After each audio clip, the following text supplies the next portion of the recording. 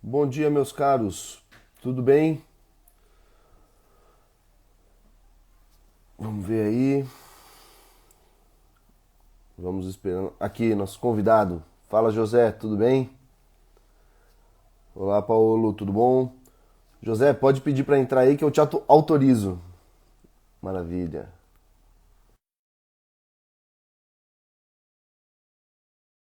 Carlos,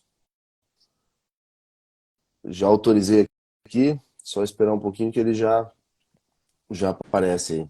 Fala, meu querido. Fala, José, tudo bem? Beleza, meu irmão? Maravilha. Então, bom dia para todo mundo. É uma honra ter aqui essa grande figura, esse grande ícone da internet aí, ajudando o pessoal a passar em concurso. Fico muito feliz mesmo. A vida do José e o livro que nós vamos tratar hoje, eu acho que ele retrata muito a mensagem que eu quero passar no canal, é o tipo de conteúdo que eu quero passar.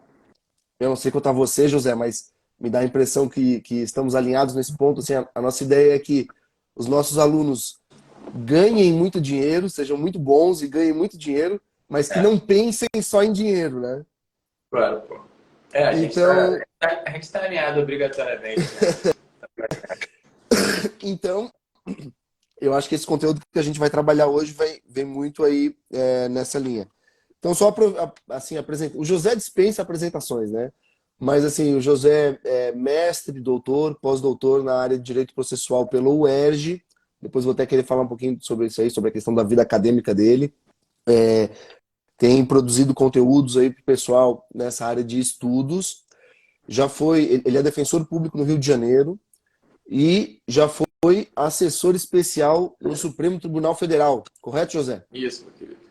Fiquei um ano em Maravilha. E Brasília. agora está lançando esse novo livro, já lançou, né? Já está disponível para quem quiser adquirir pela Casa do Direito, O Estudante de Verdade, que eu indico assim muitíssimo. É um verdadeiro manual de antropologia dos estudos. Então fala todas as virtudes necessárias, as qualidades humanas necessárias para ser um bom estudante. Só antes de passar aí a palavra para o José fazer a participação inicial dele, só queria falar, né?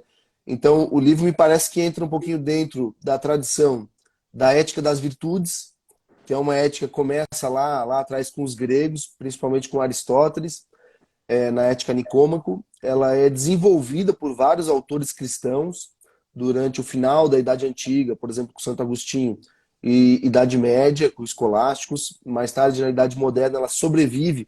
Ela entra um pouquinho em decadência com os seguidores de Descartes, mas sobrevive nos neoescolásticos, em alguns círculos intelectuais, e é fortemente recuperada no século XX, com autores como Alasdair MacIntyre, com After Virtue, com Elizabeth Anscombe e Martin Horkheimer, para dar o exemplo apenas de alguns. E esse livro é extraordinário. Então, José, faz aí a sua participação inicial e já fala um pouquinho para a gente da gênese do livro aí, de onde que surgiu essa obra. Pô, André, primeiro, obrigado, meu irmão, por essa live. A gente tá nessa live há quanto tempo que a gente já tá para marcar uma live eu e você, cara? Depois tem que marcar uma lá no meu com você, para tu contar a tua trajetória também, que eu acho que vai enriquecer bastante e inspirar o pessoal. É bom estar batendo papo aqui nesse começo de sexta-feira. Cara, esse livro aí, ele surge. Assim, a gente está no direito, a gente vai escrevendo muita coisa no direito, né, André? Só que a gente já concluiu que o direito não é a coisa mais importante do mundo, né? No fundo, tem assim, um amplo campo que faz muito mais diferença na vida das pessoas do que a gente escrever um livro monográfico, monotemático lá no direito, uma coisa específica, dissertação de mestrado, tese de doutorado, mesmo manuais que sejam, né?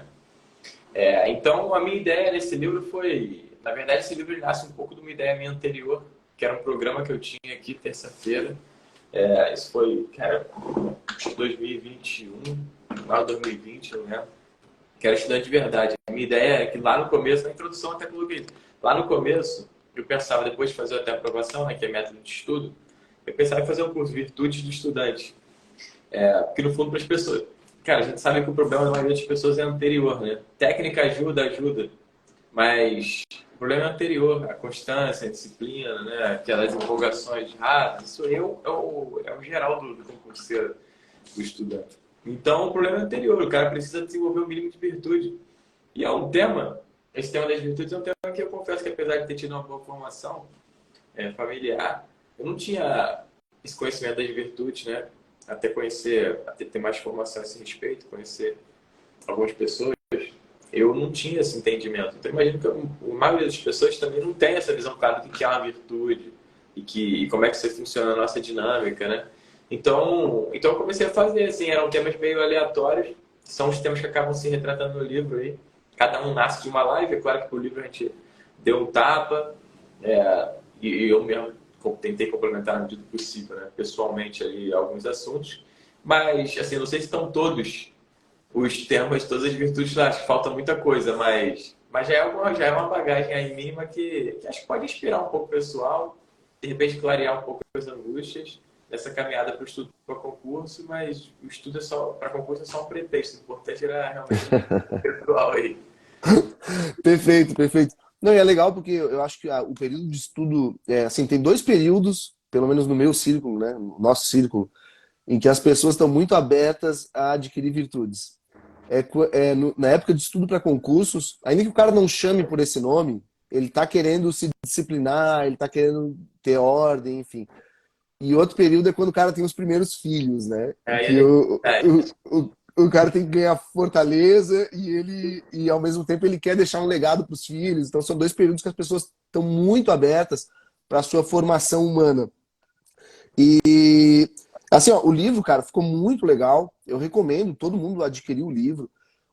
Assim, eu acho que ele faz uma ponte, eu até já falei isso pro José, eu acho que ele faz uma ponte bem interessante entre, vamos colocar, ele é muito acessível, mas ele te introduz nesse universo de conceitos mais profundos, até de filosofia, vontade, razão, formação da afetividade, enfim.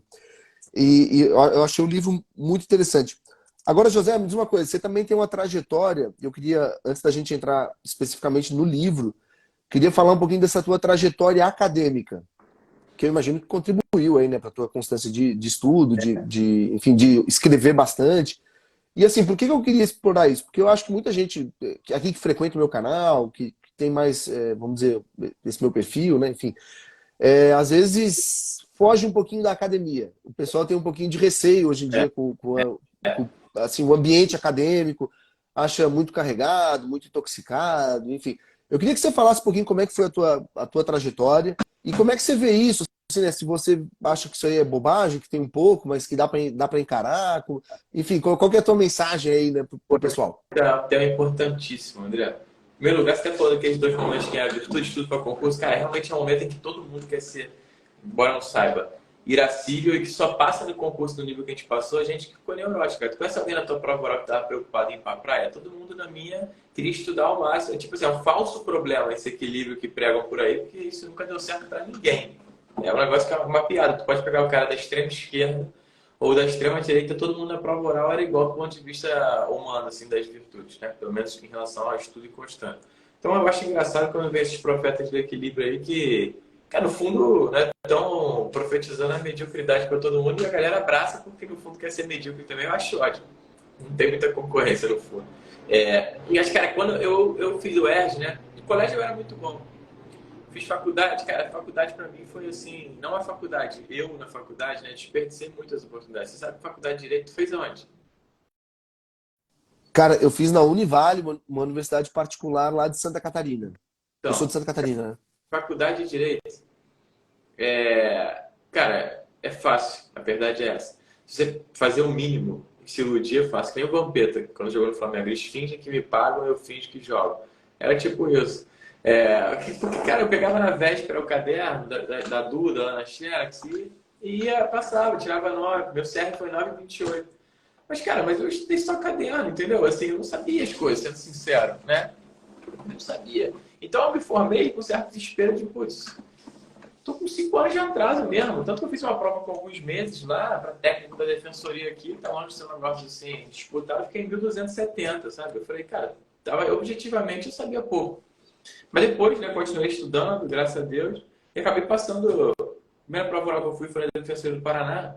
Eu fiquei em primeiro depois da prova oral. Nos títulos eu caí para segundo. Aí eu fiz Defensoria do Rio Grande do Sul, fiquei em primeiro. Cara, nessa brincadeira me deu assim, uma certa dose de autoestima, do tipo, cara, se eu fizer as coisas bem feitas, não é que dá mesmo, sabe? Não é que eu sou capaz.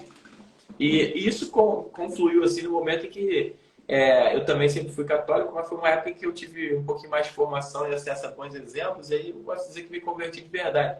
Então isso tudo entra no mesmo pacote, assim, do tipo, nós somos capazes de grandes coisas, né? E essa foi a lição. Então, no meio disso tudo, eu também fiz a prova para o mestrado da UERJ, processo, sem saber, cara, nessa época eu estava na segunda fase da Defensoria do Rio, ainda tinha mais duas ou três, não sabia se eu ia morar no interior do Rio Grande do Sul ou na região metropolitana do Paraná, mas eu fiz a prova numa janela ali para a UERJ e passei, e acabou que deu tudo certo, passei para o Rio, comecei tudo junto, mestrado e Defensoria, e vou te falar, acho que foi uma das melhores coisas que eu fiz. Eu não fui monitor.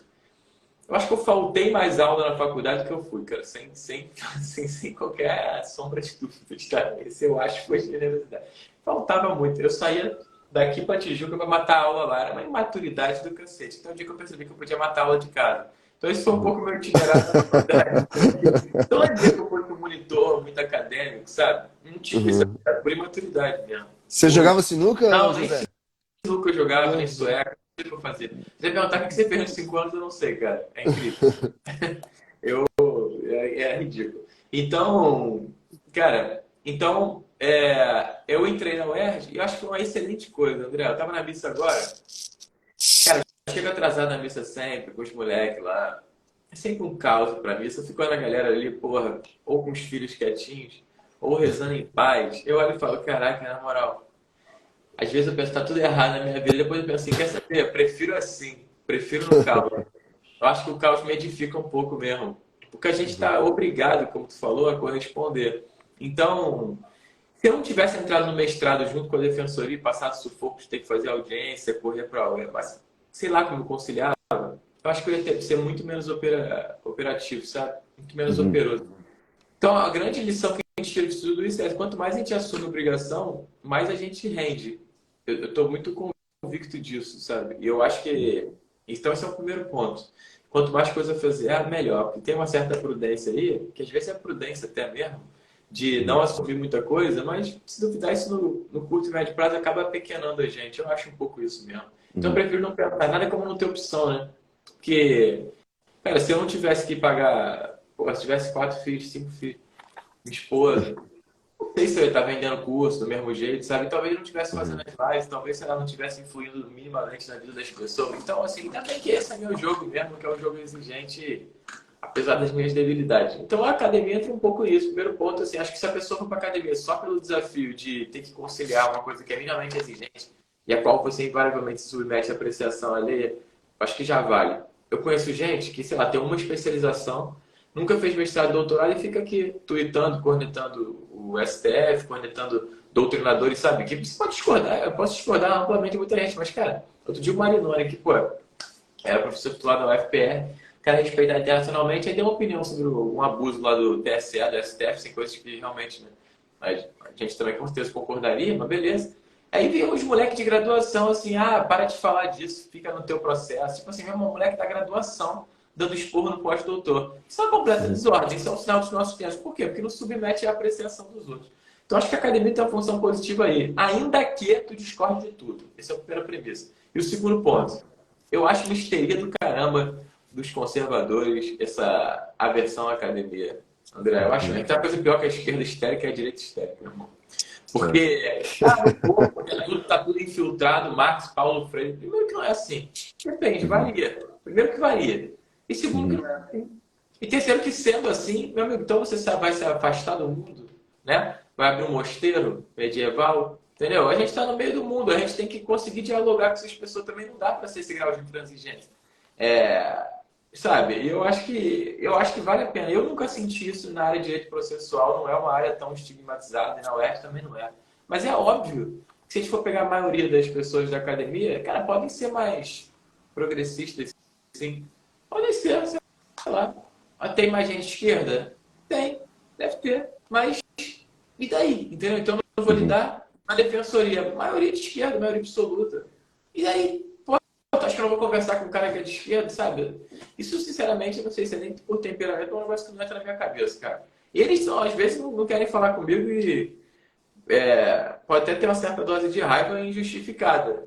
Mas meu sogro, ele acha que eu sou de extrema esquerda.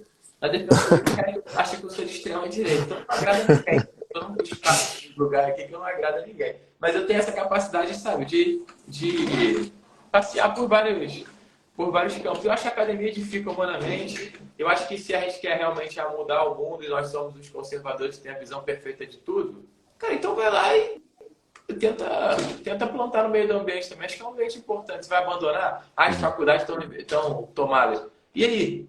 Qual é a solução para isso, sabe? Se fosse toda a histeria dialética maniqueísta, porra, será que então a gente não tem que entrar na faculdade para botar um bom ambiente? Não sei. Eu não sei. Eu, sinceramente, eu tenho muito saco com essas revoluções sabe, essas aversões da direita a certos ambientes, não, porque muitas das vezes são exageradas. Só para fechar, pô, a gente vê o STF, o STF tem várias posturas realmente que a gente pode discordar. Mas se você pegar um conservador nível médio, o cara tem um grau de ódio do STF que é irracional.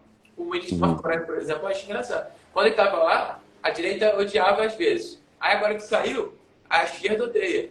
O cara simplesmente é uma pessoa com uma visão de mundo e ele é coerente a sua visão de mundo. Às vezes agrada a esquerda, às vezes a direita. De novo, é um maniqueísmo louco, sabe? De que é tudo infiltrado, tudo da esquerda. Eu não acho nem que seja assim, sinceramente. Eu acho que são 11 ministros que têm visões de mundo próprias e aquilo vai se... Isso é uma corte política, pô. Se for uma corte americana, é a mesma coisa ou não? No fundo é isso. A única coisa que a gente pode fazer é colocar ministros conservadores lá, ponto, com o governo conservador. É a única forma de mudar aquilo. Sabe? Não acho que haja uma grande conspiração por trás disso tudo, não. Não sei se estou sendo inocente. Mas tudo isso para falar que eu prefiro a técnica e a sobriedade do que essas críticas fáceis de Twitter, sabe? Eu acho que a gente se perde um pouco nisso, na minha opinião. Perfeito, não. Em relação à academia, assim, eu concordo também, sabe, José? E além de histeria, eu acho que às vezes entra um pouquinho de preguiça, né? A gente pode falar Aí disso. é fácil também. Porque, assim, claro, você está num ambiente que as pessoas majoritariamente discordam de você, é um pouquinho mais desgastante, dá um pouquinho mais de trabalho. E, assim, às vezes até você encontrar... Por exemplo, às vezes, sei lá, o cara que é de esquerda, ele está fechado com a agenda ali, é mais fácil. O cara que tem uma visão mais conservadora, ele assim vai ter mais trabalho para achar um orientador, para, enfim, ou um cara aberto, ou um cara que está mais alinhado, para achar um tema, para achar uma bibliografia que ele consiga desenvolver um bom argumento. Então, claro, dá um pouco mais de trabalho, mas assim, eu creio que não torna inviável para ninguém. Então o cara fica com preguiça, assim, pô, já que vai dar trabalho, vou ter que achar orientador, vou ter que achar o tema, vou ter que achar a bibliografia. Ah, então eu vou só dizer que aquilo lá tá tomado pelo Paulo Freire e pronto, né? Cara, sabe, uma vez eu estava lendo aquele Fé Explicado, André, no começo, fala assim, o que Deus criou o mundo? E uma das razões ele fala que é para mostrar que Deus é bom. De fato, se não tivesse o mundo, a gente não ia poder, né, ter a primeira percepção de que existe algo maior perfeito. Ele chamava isso de glória extrínseca. Falei, cara, glória extrínseca é exatamente isso. O currículo Lattes tem que ser a nossa glória extrínseca. Não adianta saber muito se você não aparece, se não escreve, se não dá aula, sabe? Eu sempre pensei assim. Então, eu também vejo muita gente, obviamente, muito mais capaz do que eu e você, gente com uma senhora bagagem filosófica, né? Gente que a gente conhece aí, mas fica muito nos bastidores. Eu não sei até que ponto isso... Acho que pode ter uma função, né? Mas eu não sei até que ponto... Eu acho que tem mais... O mundo precisa mais de gente que tenha uma boa visão, tenha fundamento, tenha clareza de ideia, mas consiga vulgarizar no bom sentido isso. Né? E até o livro é um pouco isso, assim, né? Sabe, eu acho que tem para todos os gostos, mas a ideia tem que chegar no homem médio, cara, porque eu era um homem médio, entendeu? Eu estava distanciado disso. Eu ouvi esse professor de filosofia do direito falando lá de tomismo. Cara, isso é uma parada que não me tocava, entendeu? Hoje eu tenho que ter, mas tem que amadurecer, então tem que descer uns degraus para poder subir a galera. Eu acho que é isso. Perfeito. Sabe que o seu livro, eu não sei se você acompanha esses autores, mas o teu livro tem muita cara dessas obras, vamos dizer, de auxílio de conduta, assim, dos Estados Unidos, como Stephen Covey, Dale Carnegie. Eu não sei se você lê esses caras, Não. porque você bota muitos exemplos pessoais, assim, lembra muito, sabe? Ficou muito interessante. Então, ô José, vamos entrar aqui no livro. O teu livro ele tem vamos dizer, ele tem uma coluna vertebral, que é na minha leitura, né? Então, eu terminei já o livro, espetacular. Ele tem alguns pontos que eles dão o mote ali das várias virtudes. Por exemplo, a maturidade é um desses pontos. Você tem nitidamente essa ideia de desenvolver a maturidade das pessoas, né? Você fala que isso é muito importante. E os pontos que você aborda no capítulo da maturidade, eles aparecem em outros capítulos. Fala um pouquinho assim, o que você entende por maturidade e como você acha que as pessoas podem desenvolver isso daí? o Maturidade, foi o primeiro capítulo, né? Foi a primeira live dessa sequência. E é um tema que, sei lá, talvez seja um tema que não agrade muito a ninguém. Acho que ninguém se considera imaturo, né, André? É que nem bom senso. Descartes que fala lá que bom senso é o bem mais bem distribuído. Tá todo mundo satisfeito com o seu bom senso. Beleza, dinheiro falta, mas bom senso não, bom senso eu tenho. Uma vez rodaram uma pesquisa lá nos Estados Unidos, 99% falou que tinha bom senso. Quer dizer, só tem 1% com bom senso nos Estados Unidos. Então, a maturidade é um desses temas também que todo mundo acha que é maduro, né? Eu lembro, cara, de episódios meus com a minha avó aqui. Primeiro um batizado de um filho de uma amiga nossa. Sei lá, devia ter 21 anos, 22. Aí eu fui de bermuda. E minha avó, que, pô, que não tem a senhora doutrina e tal, mas, sabe, mas tem ali um pacote básico moral e tal. Ela falou, não vai de bermuda no batizado. Eu falei, vó, que besteira. Aí hoje eu olho pra eles e falo, cara, que idiota ir de bermuda no batizado. Era uma maturidade. Outro dia eu ia à missa com a calça toda rasgada. Ela não vai com essa calça rasgada. Eu vou, não tem nada a ver. Hoje eu vejo e falo, cara, faltava maturidade. Então, óbvio que a gente olha para trás, a gente vê que a gente era muito maduro. E hoje eu ainda sou imaturo comparado, se Deus quiser, com o eu de amanhã. Então, cara, a maturidade é fundamental. E, assim, no fundo, a maturidade não é um guarda-chuva. Aí onde entra um monte de coisa que você falou, né? No fundo, entra aí... Eu fiz até um paralelo nessa live. Tem umas coisas muito aleatórias. Com os três predicados da jurisprudência no código. Né? A jurisprudência tem que ser íntegra, estável e coerente. A gente também tem que ser íntegro. Cara, as pessoas não são íntegras, né? Elas não têm o menor padrão de coerência. Estáveis e coerentes. O concurseiro tem que ser isso. Sabe, o pai de família tem que ser isso. Todo mundo tem que ter uma integridade, isso é muito importante, a coerência das mãos para a integridade. E a estabilidade, né? Porque tem que ter uma certa longanimidade para passar no concurso, por exemplo, né? Para desenvolver uma carreira acadêmica. Cara, tu tem que conseguir sustentar um projeto de longo prazo, minimamente longo prazo. Então, tem que ter uma estabilidade. Então, a maturidade ela é realmente um predicado importante. Agora, ainda que não tivesse esse capítulo de maturidade que você falou, acho que todo o resto leva também ao amadurecimento. No fundo, a virtude é amadurecer. E tem um conceito lá que eu até coloquei nesse capítulo, botei até depois, um dos capítulos que eu consegui revisar com mais carinho, que era o conceito lá daquele moral, a arte de viver, que ele fala que maturidade é meio que sair de si pensar nos outros, né? Cumprir deveres, é um pouco isso. Isso é muito importante, né? Porque a geração, cara, eu acho que a nossa geração ainda foi melhor, André. Eu vejo uma geração mais nova. Cara, é uma geração assim que tem muitos direitos e nenhum dever, sabe? Nenhum dever, mesmo as boas pessoas. É um negócio meio assustador. Quando a gente precisa de algum colaborador assim mais jovem, mais imaturo, eu percebo isso, sabe? O cara não consegue... O cara sempre reclama de tudo, meu. Tudo que dá mais trabalho, o cara reclama. Às vezes o cara até trabalha bem, mas qualquer mudança de vírgula, o cara reclama. É uma coisa impressionante. Então, acho que é isso. Cumprir deveres em vez de ficar pensando nos direitos. Acho que já é sei lá, um bom conceito de maturidade, na minha opinião. Show. Não, também, assim, eu tenho essa preocupação também, né? Como é que a gente faz para que o pessoal que acompanha o conteúdo, nossos alunos, enfim, para que o cara desperte esse negócio assim, eu quero ser muito bom, mas eu quero ser muito bom para servir a sociedade, eu quero ter uma visão ali do que eu faço no direito, que eu faço como professor, enfim, e que tem impacto positivo na vida dos outros, esse desejo de servir, e que na verdade preenche a vida, não é uma coisa chata, mórbida, de modo algum, uma renúncia, é uma plenitude para sua atividade. E, cara, entrando assim, você falou que a gente tem que manter um projeto minimamente vamos colocar, de médio e longo prazo, para alcançar esses projetos mais audazes, o concurso, a vida acadêmica, educar criança, enfim, casamento. Então, eu não sei quanto tempo você demorou para passar no teu concurso final, na Defensoria do Rio, Cara, quando José. eu tomei posse no Rio, tinha 2 anos de formado. Porque o Ah, concurso pô, você é demorou. estrela, né, cara? Você Não, foi...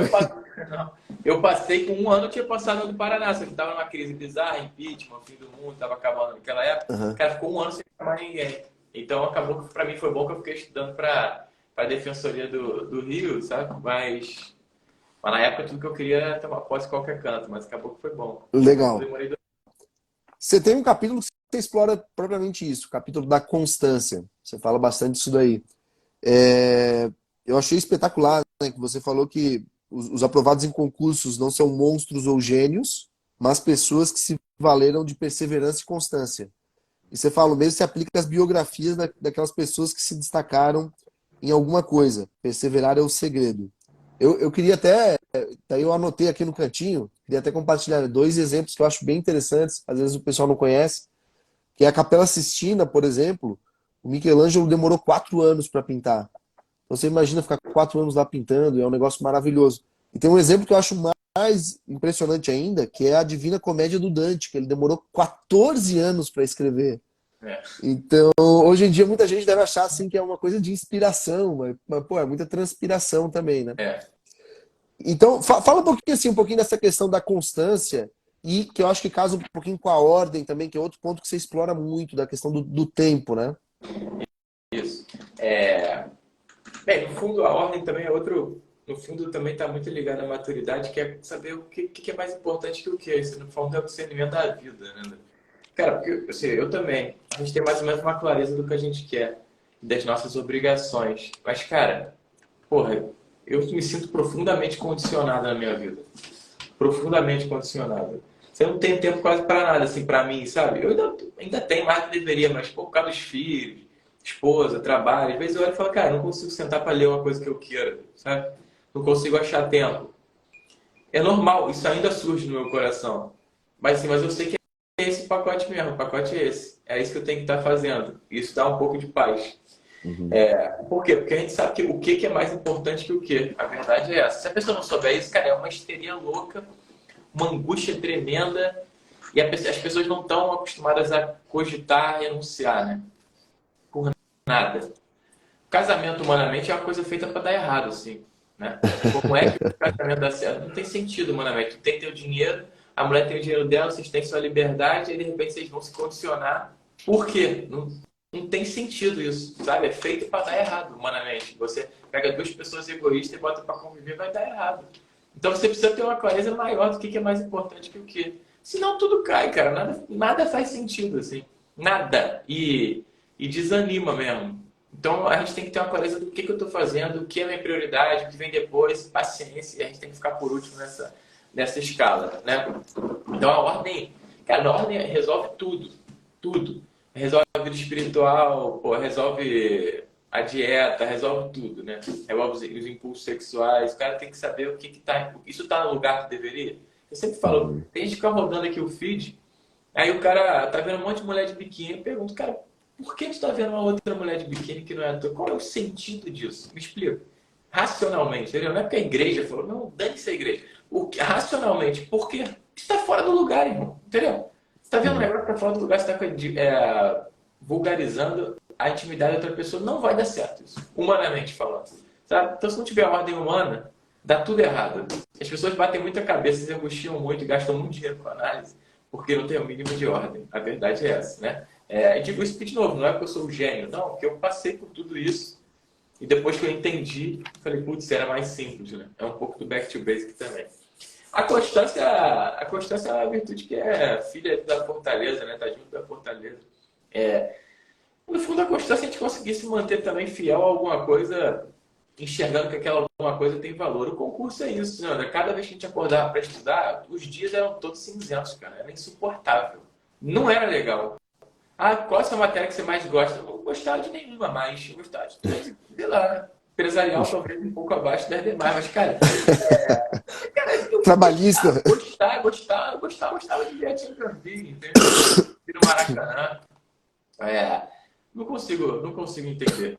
Sabe? No fundo, nada disso entra no jogo. E quando eu fico falando essas coisas, muita gente se escandaliza e tal, mas a verdade é que assim, isso é para dar uma aliviada na vida das pessoas, de entender que, cara, se você não gosta de estudar, tudo bem. Eu também não gostava. Agora, o estudo, inclusive, eu estou convicto que é uma virtude também. Uma estudiosidade, assim, que nem laboriosidade. Começa a trabalhar, cara, tu para de se incomodar. Para de se incomodar. O negócio que eu faço a live 5 e 10. Cara, esse negócio de dormir. Pô, se perguntasse pro Zé Roberto, antes de 2014, que horas você quer acordar? Cara, eu acordar às 7 era uma aberração. Tinha uma missa de domingo aqui que era 8h30 da manhã, a Uhum. missa de domingo nessa época. Cara, eu achava isso, tipo assim, a madrugada. Eu falava, cara, é impossível ir à missa de 8h30. Hoje em dia, eu vou à missa de 8h30 e, cara, por mim ela podia ser 7h30. Que 8h30 eu já não, assim, já tô há 4 dias acordado com os moleques, eu não aguento mais, precisamos sair de casa. Uhum. Por quê? Cara, porque eu achava que eu era muito autocomplacente e não tinha condicionamento nenhum. Quando eu comecei a estudar para o concurso, cara, eu falei, tem que acordar às 7. Eu lembro de eu acordando às 7 no sábado para estudar, estava longe de ser um grande suplício, hoje eu enxergo, Mas assim, eu comecei a entender que aquilo era normal. Parou de doer fazer aquilo, sabe? Parou de doer. Então tudo que eu falo, no fundo, é para as pessoas conseguirem aliviar a própria vida, cara. Porque senão não consegue estudar, começa a achar que não é para ela. E é para todo mundo, é para gente normal, né? Então eu acho que isso é um pouco importante. E o Michelangelo, o cara fala que ele ficava deitado o dia inteiro lá, pintando, deitado. Até carta, quando chegava, ele lia deitado, assim. O cara era bem psicopata. Bem, esses 4 anos. E ele fez apertar em 2 anos. Eu acho até rápido, cara. Eu também Até- acho, eu também acho. Eu acho bem rápido. Eu não consegui, eu acho. Mas ele teve uma época lá, ele era novo, né? Ficou super afamado. Porra, ele aceitou, tipo, 30 projetos de um ano pro outro e entregou 3, assim, entendeu? Então ele não era muito diferente da gente, não. Não era muito diferente da gente. Legal. Tô consolado também. O cara perguntou aqui, veio a pergunta da questão do foco. E tem um capítulo sobre foco também, né? Em que você fala da dispersão. Cara, esse capítulo eu achei espetacular, esse se aplicou muito pra mim. Eu, assim, até por traço pessoal, enfim, eu não tenho tendência a ser disperso, mas desenvolver esse vício. Infelizmente, com as redes sociais fica mais difícil e a gente que trabalha com rede social, daí você se dá desculpa, né? Você se É, permite. cara. Eu pergunto pra você, José, assim, fala um pouquinho da dispersão, foco aí, até responde o cara, mas fala um pouquinho também da tua postura pessoal. Como é que você, por exemplo, você tem uma atuação bem intensa em rede social, enfim, como é que você faz para controlar, para isso aí não invadir todo o campo da tua vida, enfim, o tempo com os filhos? Porque isso atrapalha, né? A vida em família, se o cara se deixa ali, atrapalha o estudo. Como é que você faz para se conter aí, para controlar a dispersão? Esse é o mal do século, vamos colocar assim, né? Com certeza. Cara, é o mal do século. A gente está, acho que, diante da geração mais dispersa de todas. Com certeza. A gente hoje tem problema de dispersão que a gente não tinha há pouco tempo, né? E tá muito mais difícil estudar, cara. Ontem eu estava conversando com um garoto aqui, amigo meu, que conheço desde jovem, se formou agora, entrou na faculdade. Cara, ele falou, repetiu no colégio que foi colar na prova final, levou o celular para o banheiro. Tipo assim, hoje todo mundo tem celular no colégio, então todo mundo colando no celular. A gente não tinha isso no colégio, objetivamente. Então, assim, hoje, cara, pra gente que é minimamente maduro, consciente, a gente perde absurdos de tempo, fica hiper estressado. Meus filhos, às vezes, estão aqui, em vez de dar atenção, eu tô lá no celular. Cara, e sem nenhuma finalidade. Entendeu? Sem nenhuma finalidade. A verdade é essa. Então, a gente está super disperso e fica irritado com a realidade fora da realidade estimulada. Esse é outro ponto. Parece que a vida é um saco. Estudar, então, é insuportável para as pessoas. É insuportável sentar e ler um caderno. Insuportável. Agora, isso é o que tu falou, é uma doença. A gente tem que curar, cara. E como é que cura isso? Entendendo que a gente... Ah, eu sou muito disperso no estudo. Ninguém é disperso no estudo. No estudo, você escancara a tua dispersão. Ah, deu um branco na prova. Não deu branco na prova. Na prova, tu descobriu que estava em branco, entendeu? Não é que no estudo fez o seu problema. O problema é que você é disperso 24 horas, na hora do estudo você continua disperso. Só que aquilo pesa, né? Aquilo pesa. Então, isso é uma primeira premissa dessa aula que eu dei lá, de dispersão, que eu acho que realmente é um golaço. De novo, isso aplica para mim e para você. Eu não sou o cara mais focado do mundo, mas eu sei claramente o caminho para dar uma melhorada nisso. E um deles é diminuir os estímulos 24 horas. A gente conhece pelos sentidos, mas se a gente agitar os sentidos, aquilo atraiçoa a gente. Então, eu conheço gente que entra no carro e ouve música. Tem. Entra em casa e liga a televisão.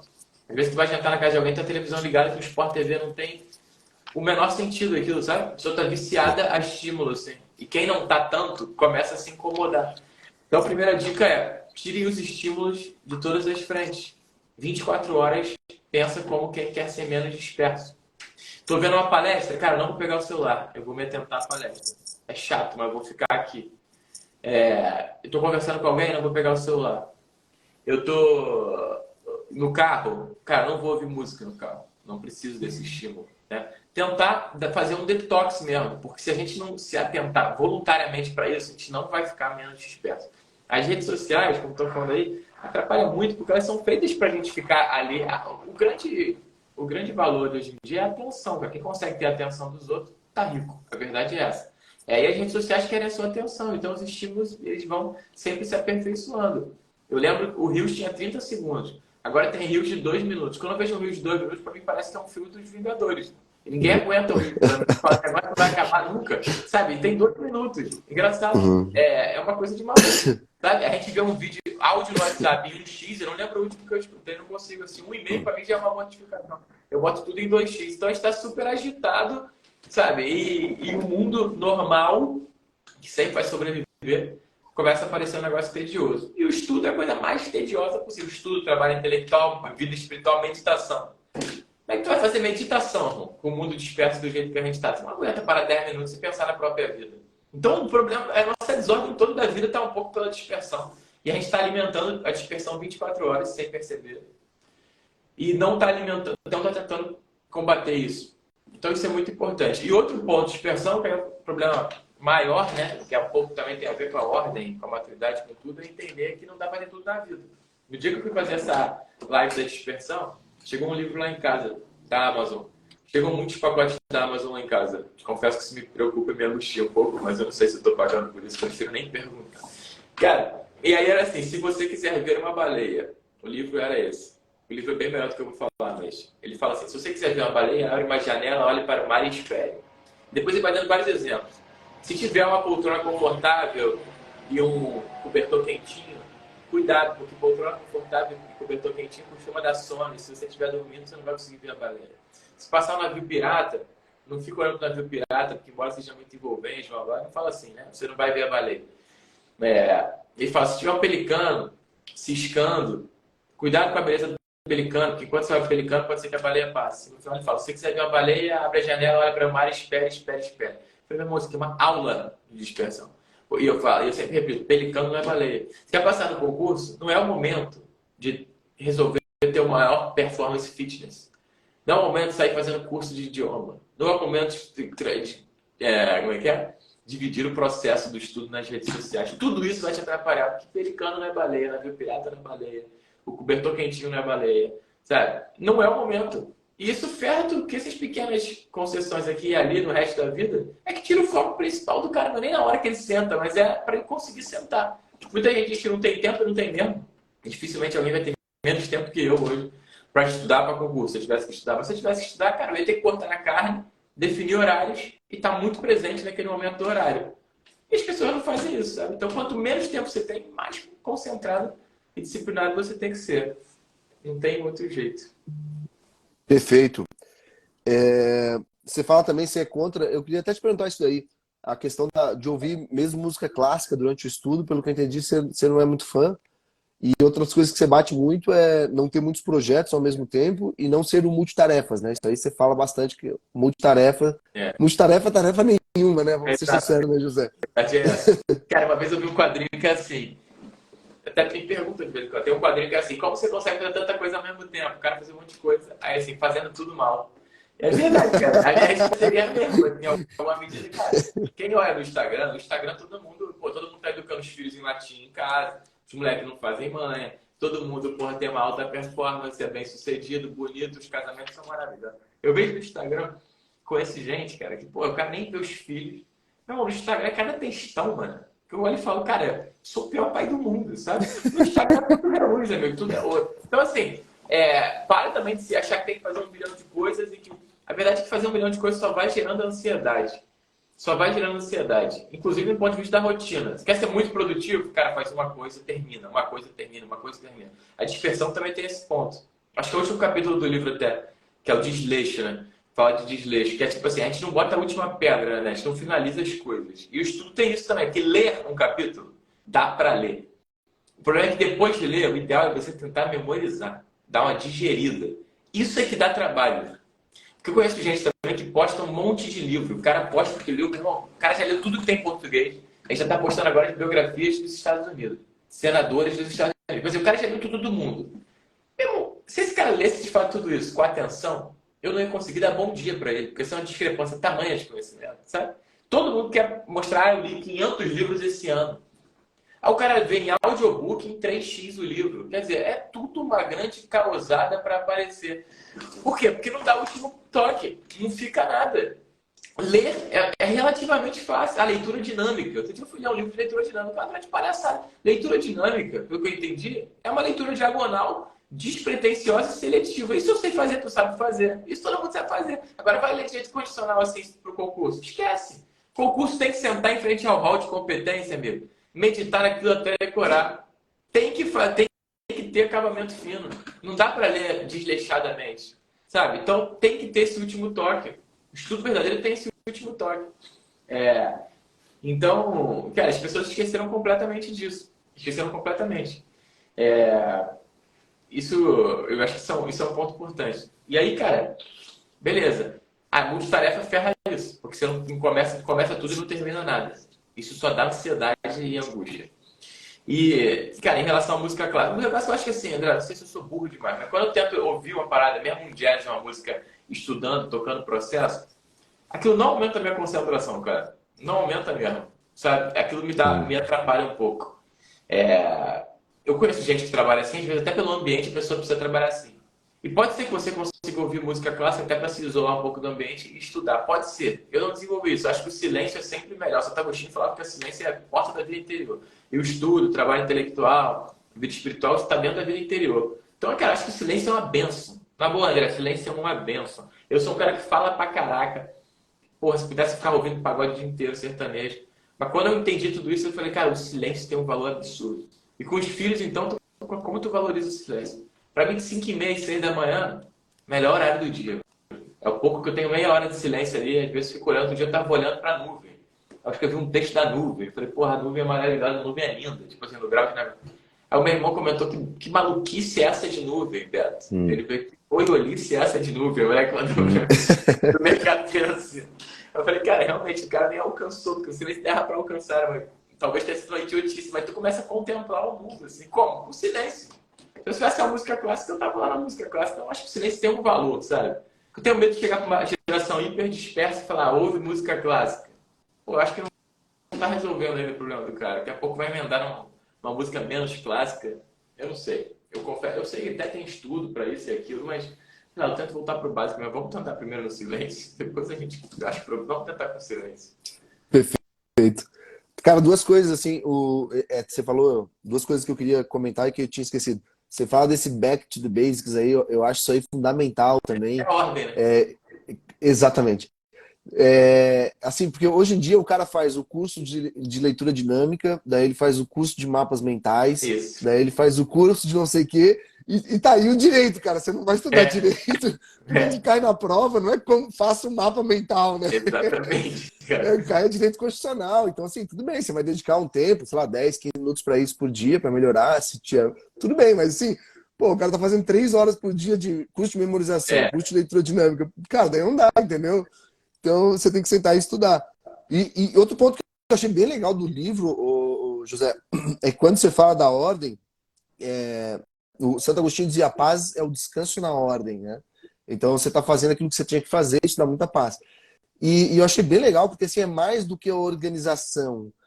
Também uma isso. hierarquização do que é mais importante, né? A organização do tempo, ela vem depois disso. Porque você sabe o que é mais importante, então você sabe o que você não pode deixar de fazer, você sabe aquilo que precisa de mais tempo. Então a organização da agenda, ela é uma decorrência desse esclarecimento do que é mais importante, correto?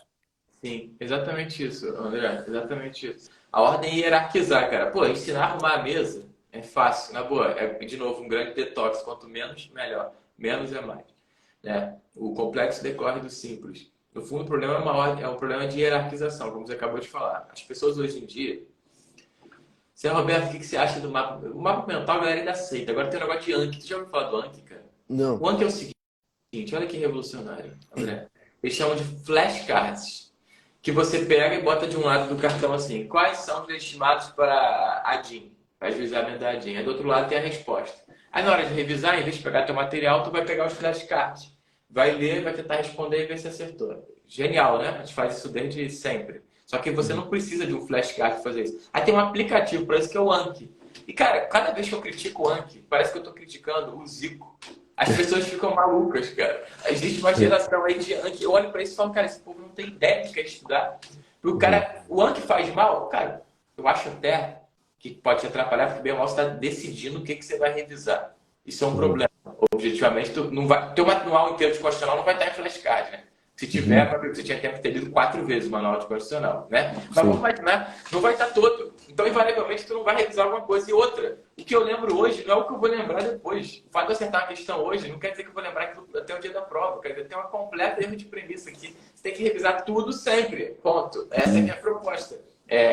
Então, cara, mas as pessoas são apaixonadas por isso. Então tem um erro, mas assim, eu falar, pode ter uma justa medida para o mapa mental, para o Anki? Cara, pode ter. Só que isso não é o estudo, entendeu? Você pode passar perfeitamente sem fazer nada disso. Eu passei, você passou. O que não dá é para tu fazer só isso e não estudar, não revisar, não tentar decorar muita coisa. Tem que decorar muita coisa, tem que ter uma clareza de ideia. Você não vai raciocinar e ter uma análise crítica sem ter decorado o básico. Então, o professor amigo meu de processo penal lá do ERJ, vou fazer uma prova para monitoria. O cara virou o seguinte, a pergunta era, quais são os requisitos da prisão preventiva? Aí o moleque, não, a prisão é o mal desde Cesare Beccaria. Não, quais são os requisitos? Ah, de acordo com o Foucault, o Panotti. Cara, é uma geração louca, brother, histérica. É um liquidificador de água, entendeu? Ninguém tem conteúdo nenhum. Você pode criticar tudo, eu posso criticar, você pode criticar a partir dos conceitos bem estabelecidos. Amigo, o complexo deriva do simples. Não dá para ter uma análise crítica antes de saber como é. Primeiro o que a lei fala, depois o que a jurisprudência fala, o que a doutrina fala. Agora tu liga isso. E não sair lendo o doutrinador garantista que, pô, que inverte completamente a ordem do que acontece na vida real, na prática, nos tribunais e na lei. Não dá. Então isso é um erro assim, comum. Como na defensoria isso é muito claro. Quem vai começar a estudar para defensoria, o MP também deve ter isso, sabe? O cara quer pegar uma parada institucional, volta para o básico, volta para o feijão com arroz, entendeu? Esse é um ponto que todo mundo se perde. Em matéria de estudo também. Menos é mais. O cara pega um manual que seja, no máximo. Eu falo, marca o manual, revisa o manual. Né? Tem técnica para tentar decorar o negócio, mas assim, não precisa criar outro material. Tem gente que fica viciada nisso. Ah, um resumo pode ser uma coisa boa? Cara, pode ser visualmente bom, pode facilitar a revisão. Mas tem gente que só estuda resumindo. Só estuda escrevendo. Isso não é estudo, a pessoa não está acostumada a estudar, porque assistir aula, fazer flashcard, fazer mapa mental, ficar desenhando, resumindo, isso tudo ocupa muito e dá a sensação de estou estudando 12 horas por dia, mas não tem um minuto de estudo ali. É trabalho braçal. E o estudo é chato. É tentar memorizar, sedimentar, sabe, cimentar cada conhecimento. Isso é chato, é o último toque.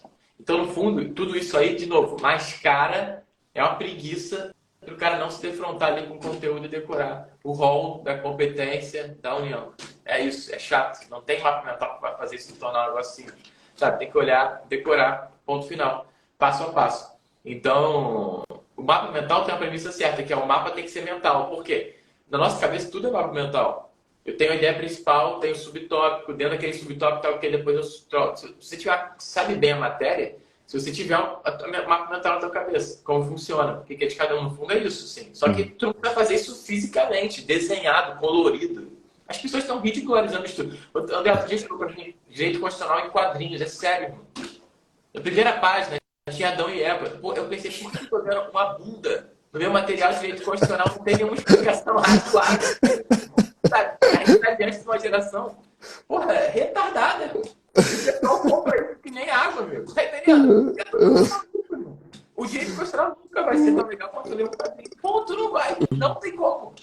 É imaturidade. Empobrece a linguagem, empobrece o raciocínio, sabe? As pessoas estão assim, o nível tá lá embaixo, meu. Lá embaixo. Esse é o resumo. Não, essa eu também adoro. Eu já tinha visto você fazer essa crítica, cara, Olha, não dá pra você... essa crítica de decorar as coisas, que inclusive hoje está na escola, né? As crianças já são deseducadas a memorizar, o que é um absurdo completo. Porque você não tem como ter crítica do que não está na sua cabeça ainda. Para você criticar, a matéria tem que estar já não como uma música, mas como um quadro, né? Você olha para ela de relance e daí você consegue ter uma compreensão que te permite fazer uma crítica. O cara já quer começar na crítica, então assim, é absurdo, né? Completo desordem. Cara, e tá assim, tá nos colégios mesmo. Agora tu tem que decorar. No colégio dos meus filhos, não. Tem lá um bicho de inteligência. Todo dia vem uma imagem, outra imagem, a gente tem que falar a imagem, bate pronto, decorar. Cara, decorar é o que há. Sim. E decorar, quanto mais você decora, mais você decora. Sim. A gente não sabe telefone. O meu telefone eu só decorei depois de um tempo. Troquei o celular, hackeado. Minha esposa não sabe até hoje o celular. Porque não precisa. Sabe? Sim. A gente não decora mais nada. Nascimento, aniversário, eu só sei que o cara do IBGE foi lá em casa e falou: não, me fala só o nome e a data de nascimento. Eu falei, pô, irmão, essa é a pior prova oral que eu fiz na minha vida. Foi difícil pra caraca, pô. Foi muito difícil. A minha renda per capita, eu acho que o cara achou que tava de sacanagem com ele. Na hora que ele viu quantas pessoas moram aqui, eu falei, irmão, tô fora do padrão, né? Tô fora do No seu caso, é difícil decorar a data de nascimento de todo mundo mesmo, né? Mas eu também, aqui eu treino fazendo muita memorização com as crianças. Essa é uma das potências que ficou mais cortadas, né? Mais decapitadas na nossa época. O pessoal memoriza muito pouco. Ô, José, assim, agradeço imensamente o tempo que você deu pra gente, né? Não vou mais tomar muito teu tempo. A hora do José é cara pra caramba aí.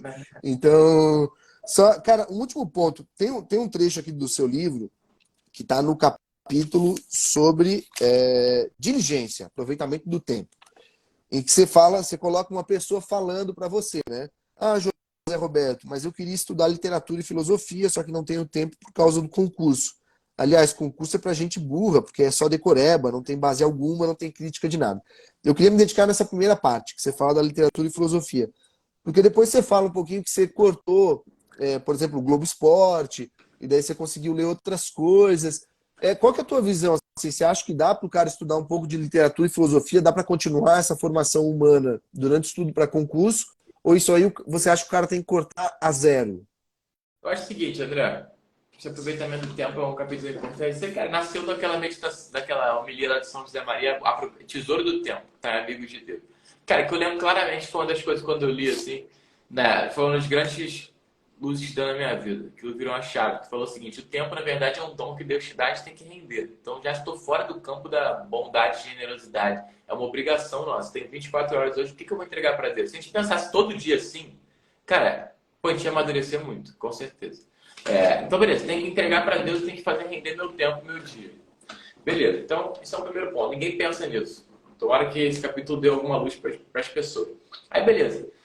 Esse é um problema, tem que ver a justa medida das coisas. Primeiro, back to basic é a ordem. Cara, se o teu foco pelicano não é baleia. Pelicano é legal. Pelicano não é navio pirata, mas não é baleia. Entendeu? Tem as rosas também não são baleia, sabe? Não é o momento de tu resolver gastar toda a tua energia para arrumar o namorado ideal, a namorada ideal, de ir pra boate, sei lá, de ir pra onde. Não é o momento. Porque as pessoas também têm a sede, eu também tinha. De, cara, tem que resolver toda a vida. Na boa, ficar sozinho, estudando, isso é uma benção. Eu fiz intercâmbio em Florença 6 meses, André, no meio da faculdade. Cara, eu não fui na Galeria Uffizi, que é o maior museu. Eu não fui. Eu falava, semana que vem eu vou. Eu não sei dizer o que eu fiz 6 meses em Florença. É um absurdo. Eu fico imaginando se me dessem hoje 6 meses em Florença. Irmão, a esposa não vai reclamar, os filhos não estão lá. Eu ia voltar o cara mais culto do Brasil. Eu ia ficar no museu o dia inteiro. Nunca mais vai voltar. A gente não tinha o menor senso de aproveitamento do tempo. Então, cara, óbvio que hoje eu valorizo a formação humana. Pô, literatura, as artes, filosofia. Cara, tudo isso é muito bom. Porque, de novo, senão o cara não entende o básico. Mas tem gente que se perde aí também. Tem gente que se perde. Então, a minha ideia nesse parágrafo é dizer o seguinte, cara, vamos fazer o seguinte, primeiro corta todo o resto. Vamos estudar teu material de trabalho, teu instrumento. Ah, porque o cara em concurso não serve para nada. Claro que serve. Eu aprendi direito com vocês também com concurso. Pô, o grosso do que a gente aprendeu é para o concurso. Tá longe de ser essa metafísica de, é decoreba, não serve para nada. Tá maluco? O grosso que cai na prova é o que serve sim para o dia a dia. Claro que depois tu aperfeiçoa, mas é uma bagagem útil. Esse é o primeiro ponto também. Parar com essa maluquice que o concurso não cobra nada, não serve para nada, não mede nada. Pô, irmão. Então, como é que a gente pretende fazer? A gente pergunta para tua mãe quem merece ter o cargo de juiz e aí ela vai indicar. Mas o negócio que tem o melhor cabimento, né? Então, esse é o primeiro ponto. Cara, se tu souber bem a tua área de trabalho, começar a aprender direito constitucional, processo, cara, o cara vai começar a se sentir inteligente. Ele vai começar a ter sede de aprender. Então, naturalmente, esse cara vai querer estudar outras coisas. Eu acho, sinceramente. O problema é a maioria das pessoas estuda outras coisas ruins. Se estuda. Tem minha dúvida se esses caras estudam. Mas se der um livro bom, o cara vai valorizar. Então, primeiro, esse ponto aí é o primeiro, assim, grande detox de novo. Para com essa afetação intelectual, porque eu conheço, de novo, muita gente boa, que fez doutorado em Navarra, em filosofia do direito, mas podia perfeitamente estar ocupando um cargo igual ao nosso. Sabe? Seria melhor para ele, para a família e até para os estudos filosóficos. Sabe? Eu acho que tem uma certa desordem aí. Pode ser perfil, pode ser, mas a gente tem que ser prático. Se a gente não tiver dinheiro, salário, posicionamento, prestígio profissional, não pode saber tudo de tudo da filosofia. Ninguém vai te escutar. Desculpa a minha descrença, mas é um pouco assim, eu acho. Né? Por que o Ives Gandra, causa tanto impacto? O cara tem prestígio profissional pra caramba, cara. O cara senta com os ministros todos, que a direita histérica fala que são ministros de esquerda, que fica chamando lá de alcunhas menos eruditos, que eu não posso falar nesse horário, xingando no restaurante, porque não tem um mínimo de liturgia e respeito também. Zero. Zero. É histeria de todos os lados, né? Mesmo o cara que cospe na cara do outro é o que cuspiria na cara do ministro. É a mesma animosidade.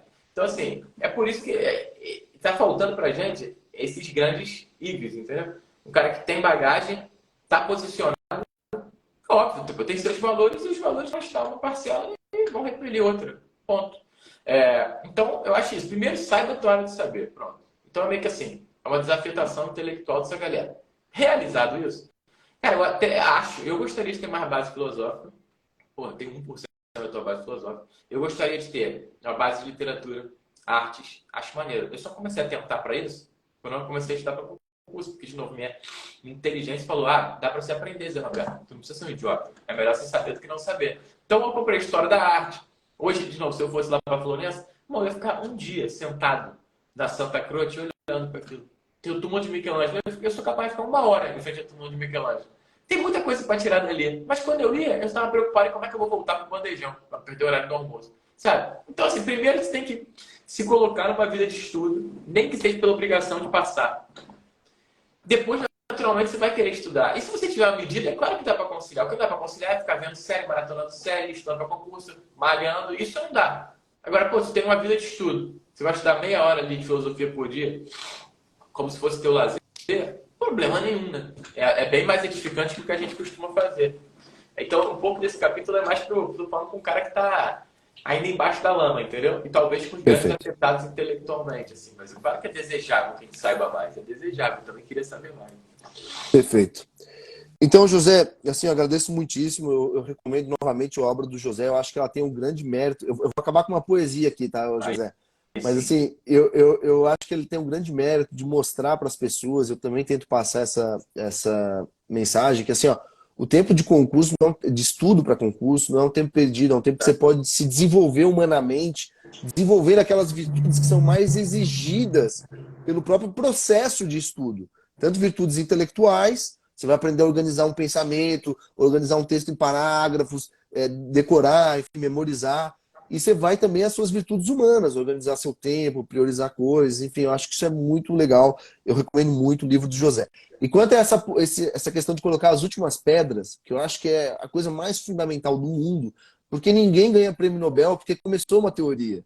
Ninguém ganha, não é verdade? O cara, o Nobel de Literatura, por quê? Pô, ele começou um livro brilhante. É, Ele fez isso. Não, o cara tem que escrever um livro brilhante, tem que colocar o último ponto final. Então, o José bate muito nisso no livro, então eu separei uma poesia chamada Quase. Não sei quem já ouviu essa poesia linda. Já ouviu, José? não, vou Tá, ver agora. você vai gostar. E daí, logo depois disso, eu vou pedir pro José se despedir. Então, aqui, ó. Ainda pior que a convicção do não é a certeza do talvez, é a desilusão de um quase. É o quase que me incomoda, que me entristece, que me mata, trazendo tudo que poderia ter sido e não foi. Quem quase ganhou, ainda joga. Quem quase passou, ainda estuda. Quem quase morreu, está vivo. E quem quase amou, não amou. Basta pensar nas oportunidades que escaparam pelos dedos, nas chances que se perderam por medo, nas ideias que nunca saíram do papel por essa maldita mania de viver no outono. No outono. Não é a fé que move montanhas, nem que todas as estrelas estejam no alcance. Para as coisas que não podem ser mudadas, resta-nos somente paciência. Porém, preferir a derrota prévia à dúvida da vitória é desperdiçar a oportunidade de merecer. Para os erros, há perdão. Para os fracassos, chances.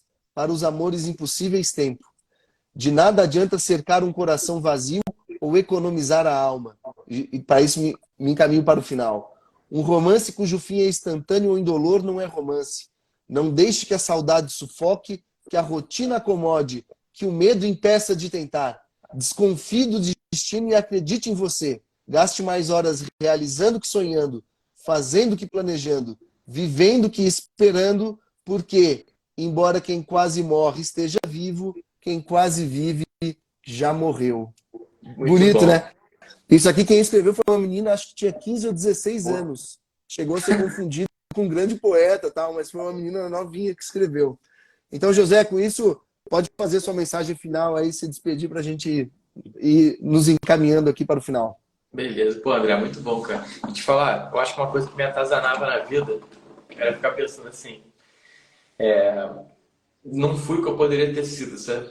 é óbvio que a gente nunca foi o que a gente poderia ter sido.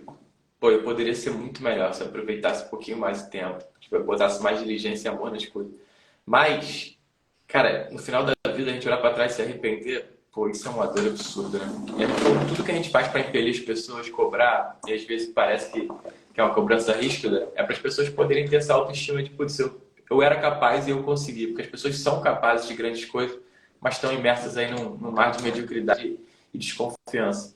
Então, no fundo é isso, que essa autoestima é a coisa mais importante da vida, né? A vida e Deus esperam grandes coisas da gente, todos nós, né, meu querido? Obrigado, meu irmão, por ter bater esse papo contigo aí. Para mim é um privilégio. Cara, foi um prazer enorme, foi uma honra.